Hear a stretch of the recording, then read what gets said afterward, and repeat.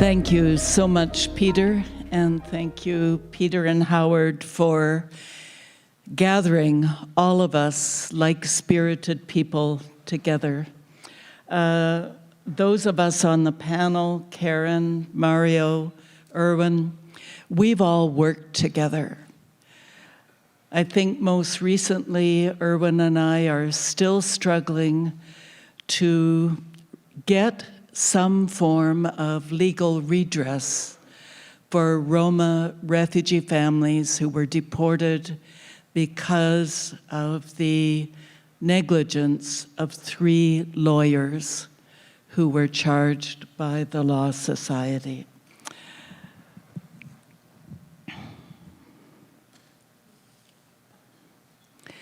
Let me begin by recalling an experience many years ago that was somewhat revelatory.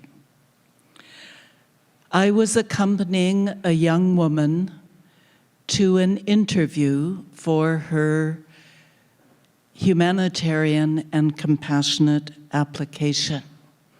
She had been rejected at the Refugee Board by a panel member who was notoriously difficult. And although her claim rested on membership in a certain group, and hundreds of people from that group had been accepted by Canada, she was rejected. And this humanitarian application was her second and, we thought, last chance. For her, it was a matter of life and death. I thought she had a good chance. She was working as a hairdresser, and at that point, hairdressers were very high on the point scale. She had many friends and supporters, was involved in many volunteer groups, and she had 2 lovely young boys. One a kind of nerdy genius, and the other a promising NHL hockey player. So at the Immigration and Refugee Center on Kipling and Bloor, we registered and were called into to report in a small room that had no windows, and there was a glass pane separating us from an officer who was slumped down in his chair.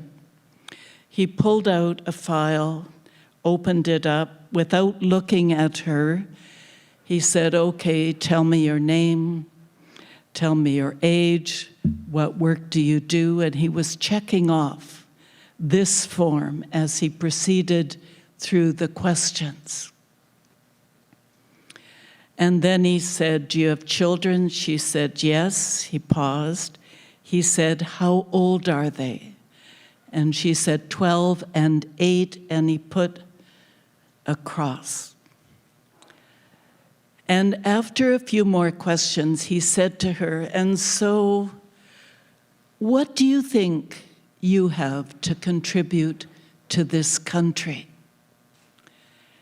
And she paused and answered very slowly, "My children, that's my contribution." And I could see that he put a big X over the whole sheet of questions. I was seething, and I said to him, I knocked on the glass and said, "She has rights, you know." And he said, he looked up and said, "Listen, sweetie, in this room, I decide who has rights. In this room, I decide who has rights." The story continued, and it had a happy ending. However, for me, this was the moment when I realized that although Canada has this magnificent Charter of Rights, there are places and there are spaces where people called refugees do not always have those rights. So this experience moved me to reread Hannah Arendt's monumental study, The Origins of Totalitarianism. Written just after World War II, she traced out how the constitutions, fashioned with strong statements, how many of the national constitutions that had statements of what was then called the rights of man seemed so ineffective, so unable to stop the populist movements of the 30s. And I'd like to note here that she makes a useful distinction between true nationalism, which is rooted in a common sense of place, history, and culture, and tribal nationalism, which is based on blood and is inherently racist. She was forced to conclude then, after World War II, the millions of dead, that the rights of man remained an abstract and empty idea if it was not protected by effective judicial and enforcement systems administered by competent officials and embedded in effective forms of social solidarity. So here and now, through the eyes of my eyes, through my neighbors called refugees, I see that their status, their temporary status, places them in a very precarious situation. Their rights are no longer guaranteed by the countries they fled. Erwin was talking about Venezuela, about other countries. They no longer belong there. Their rights are not guaranteed there, and they are not yet guaranteed by Canada. And although the Singh decision of 1985 stated that the Charter of Rights applies to all those living in Canada, the reality is the rights of refugees are almost totally dependent on a single decision maker. Listen, sweetie, in this room, I decide who has rights. And I can't go into this in great detail, but I would say that it is one person who usually decides who is accepted as a convention refugee. Whether that decision is made in a refugee camp overseas or at the Immigration and Refugee Board here, one person interviews, one person passes judgment. Almost all appeals of negative decisions are handled by one person. An enormous amount of power and authority is invested in one person.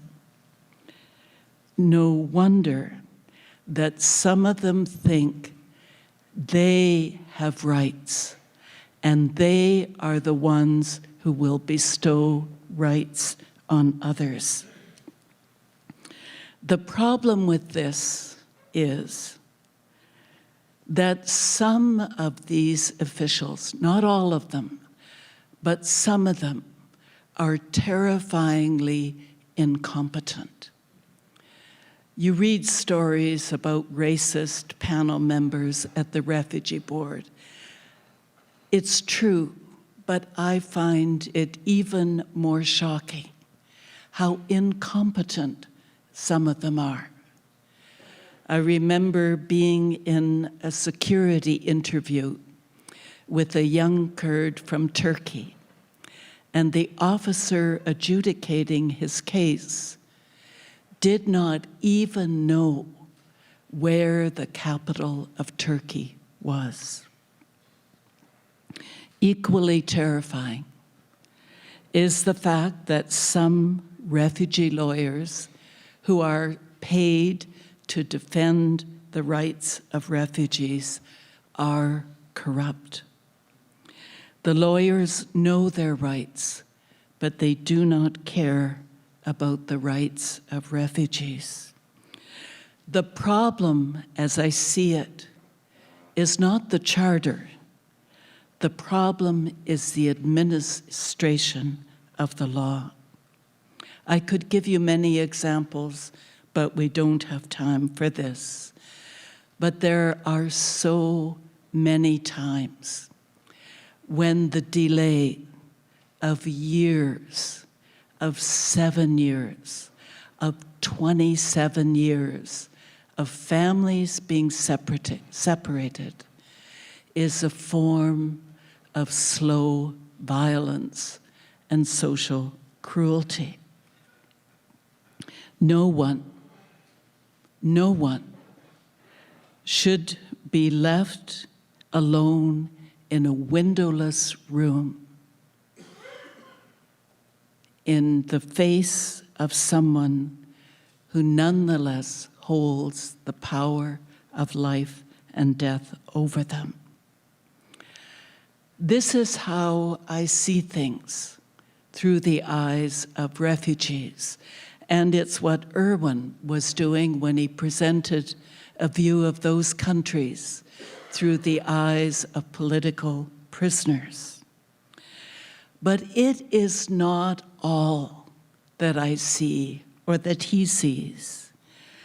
I also see my country anew, a place full of promise and hope. The most important reason for accepting refugees is not that they are good for business or they will improve our economy, although that can be true. The most important reason, the greatest gift they bring to us, is that they summon us to be not a great country, but a good country. That they summon us to justice, to ponder what that means. So I think it is important to see our charter, our country, through the eyes of those for whom rights is so hoped in, and yet so much at peril. It is those who have been able to see through the eyes of those who feel so threatened that we begin to see clearly. I recall the words of the Lutheran pastor Dietrich Bonhoeffer, who worked to help those who had been reclassified as outsiders, even though they had once been citizens. After 10 years of struggle in Nazi Europe, he wrote a final essay before he was arrested. And in that essay, he was looking for the heroic citizen, the appropriate form of heroism. I'm just going to quote him, and that will be the finish. He noted the people who had remained life-size in a time diminished by terror. These were the straightforward and simple people who could see the truth of the moment. They were the ones who could say simply, "This is wrong." They said it truly. And I quote Dietrich Bonhoeffer, "We have been silent witnesses of evil deeds. We have been drenched by many storms. We have learned the arts of equivocation and pretense. Experience has made us suspicious of others and kept us from being truthful and open.